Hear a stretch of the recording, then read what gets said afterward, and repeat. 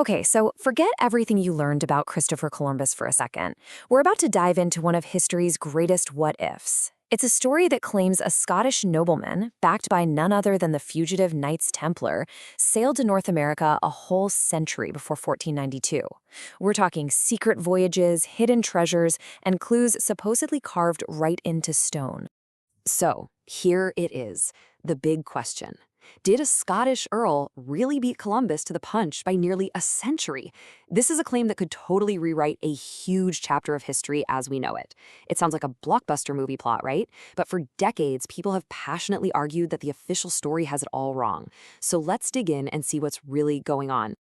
All right, the man at the center of this whole mystery is Henry Sinclair, the Earl of Orkney. But before we get totally lost in legends of secret voyages and Templar treasure, we really need to understand who the historical Henry Sinclair actually was. It's time to separate the man from the myth.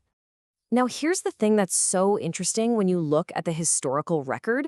His life seems, well, pretty normal for a nobleman of the time. He was a 14th century Scottish and Norwegian noble, worried about titles, swearing oaths to kings, and defending his land. You know, standard stuff. There is absolutely no mention of any epic voyages across the Atlantic. He was born around 1345, became the Earl of Orkney, and died right there in Orkney.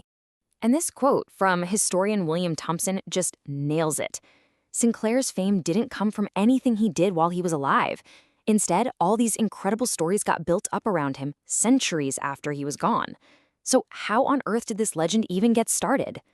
Right, so if his real life was so ordinary, where did this absolutely extraordinary story come from? Well, this gets us to the very core of the claim, the voyage itself. What is the so-called evidence that people point to? The whole theory pretty much hinges on this one document, the Zeno letters. They were published way later, in 1558, and they supposedly tell the story of a voyage back in 1398 led by a prince called Zichni. Supporters of the theory argue that Zichni is just a weird spelling of Sinclair. But here's the huge problem. Most historians are pretty convinced these letters are a complete fabrication, a 16th century hoax cooked up long after Columbus had already made his famous voyage. Okay, so if the main document is shaky, supporters of the theory had to look for something a little more tangible. They started asking a really interesting question. What if the proof isn't on paper at all? What if it's literally carved in stone? And this takes us to the amazing and very mysterious Roslin Chapel in Scotland, which was actually built by Sinclair's grandson. And this is where things get really strange. Even the chapel's own website points to these carvings, and they look an awful lot like maize or corn. Now remember, corn is a North American plant. It should not have existed in Europe before Columbus. It's a really powerful image, and it makes you wonder.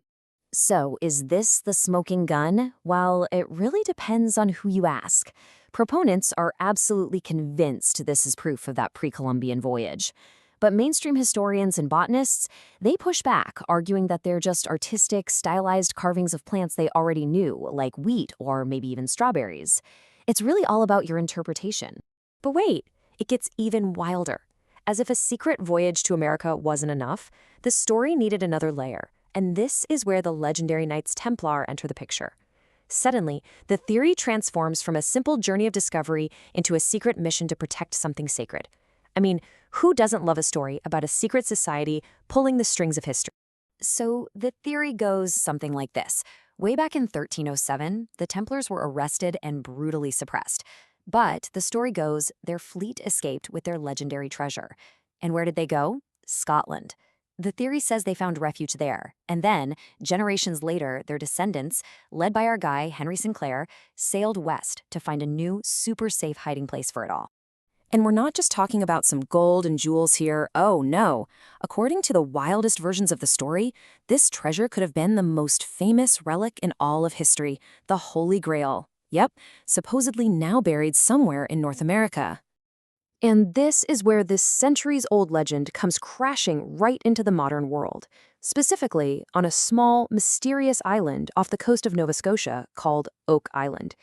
For hundreds of years, this place has been the site of a relentless, frustrating treasure hunt fueled by all sorts of theories, including, you guessed it, the lost Templar treasure. And believe me, this idea is alive and well today. As this Reddit user points out, This story isn't just some fringe theory for a few people. For some, it's a matter of family pride, of established fact. It's powerful enough that they've even gotten it into some textbooks. Of course, for every believer, there's a skeptic. A lot of people, like this user, think the whole Templar premise is, well, kind of nuts. They point out that in reality, the Templar treasure was most likely just seized and absorbed by the King of France and the Pope. And then, naturally, you've got the modern, cynical humor that always surrounds a never-ending mystery like this.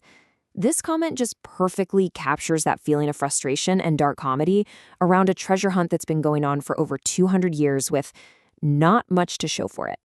So, we've looked at the legend, the stone carvings, the Templar connection, and the modern treasure hunt. Now it's time to take a step back and weigh all of this against the cold, hard facts of the historical record. Let's just ask the big question. After all the speculation, all the theories, what do professional historians who have actually studied this period have to say about it? Well, the academic view is, to put it mildly, deeply skeptical.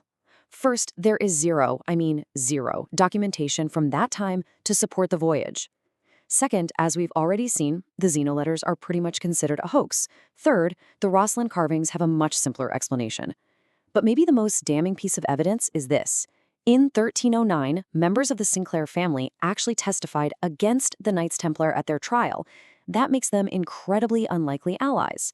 And finally, the name Nova Scotia, or New Scotland, it was coined centuries after Sinclair's time. So the bottom line is, while the story is incredibly compelling, it lacks a single piece of hard, undeniable evidence. Every document can be challenged. Every artifact can be reinterpreted. And for historians, that places the Sinclair Voyage firmly in the category of pseudo-history. So in the end, we're left with this question. Is this a hidden chapter of history that's been erased from the books? Or is it a masterful modern myth, something we've woven together from ambiguous clues because we just want a more romantic, more mysterious past? What this whole story really shows us, maybe, isn't what happened in 1398, but the incredible, enduring power of a great legend to capture our imagination.